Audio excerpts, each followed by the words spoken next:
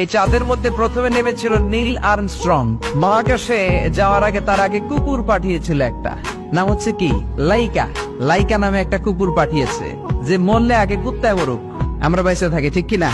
নাসার বিজ্ঞানীরা আগে কুকুর পাঠানোর পরে দেখেন আসে বেঁচে থাকে না, কারণ আপনি মাধ্যাকর্ষণ শক্তির বাইরে গেলে ওখানে কোনো বাতাস নাই, ওখানে কোনো আওয়াজ নাই, ওখানে কোনো অক্সিজেন নাই, বাঁচার পরিবেশও নাই। চিল্লায় বলেন ঠিক কিনা?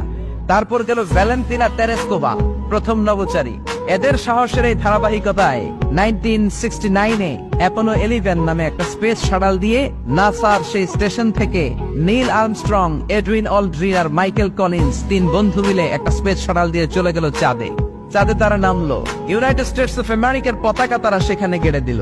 নীল আর্মস্ট্রং খেয়াল করে দেখে চাঁদের এই মাথা থেকে ওই মাথার মাঝখানটাতে ফাটিয়েছে কে?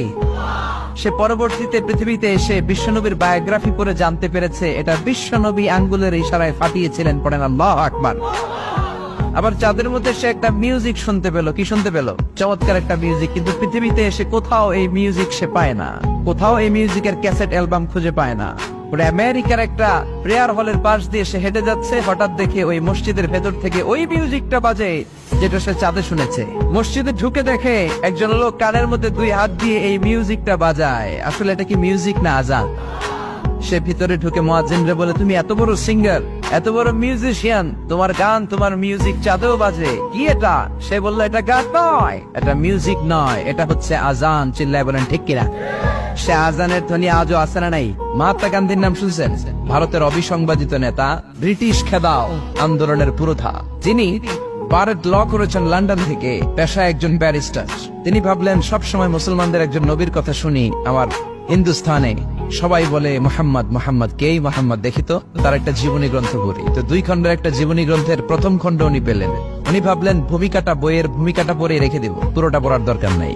কিন্তু ভূমিকা পড়ার পরে পুরো জীবনী পড়ার আগ্রহ, কৌতূহল, কিউরিওসিটি তার অন্তরে ঢুকিয়ে দিল কে? পড়তে শুরু করলো বিশ্বনবীর শৈশবকাল, কৈশোরকাল, যৌবনকাল, তার বিবাহ, তার সমাজনীতি, তার রাষ্ট্রনীতি, তার আন্তর্জাতিক নীতি, তার মাক্কি জীবন, তার মাদানী জীবন। পড়তে পড়তে প্রথম খণ্ড শেষ। এখন দ্বিতীয় খণ্ড পড়ার দরকার আছে না নাই? দ্বিতীয় খণ্ড তো তার কাছে নাই। তিনি একবার ইন্ডিয়ার পুরাতন লাইব্রেরি গুলোকে তন্ন করে খুঁজে দ্বিতীয় খণ্ড জোগাড় করলেন, সেটাও পড়লেন। পরে তিনি অবাক, তিনি কমেন্ট করলেন, I have scanned lot of biographies in my life, but the biography of last messenger Muhammad was a unique, unparalleled and fantastic biography I've ever read. চিল্লায় বলেন আল্লাহু আকবার। আমি ভারতের নেতা মহাত্মা গান্ধী অনেকের জীবনী পড়লাম, কিন্তু মুসলমানদের নবী মুহাম্মদের জীবনীর মতো কোনো জীবনী পাই নাই। এই জীবনীটা, এটা একটা ইউনিক, আনপ্যারালাল, ফ্যান্টাস্টিক জীবনী, যে জীবনীর সাথে কারো জীবনীর কোনো মিল নাই। পড়েন সুবহানাল্লাহ।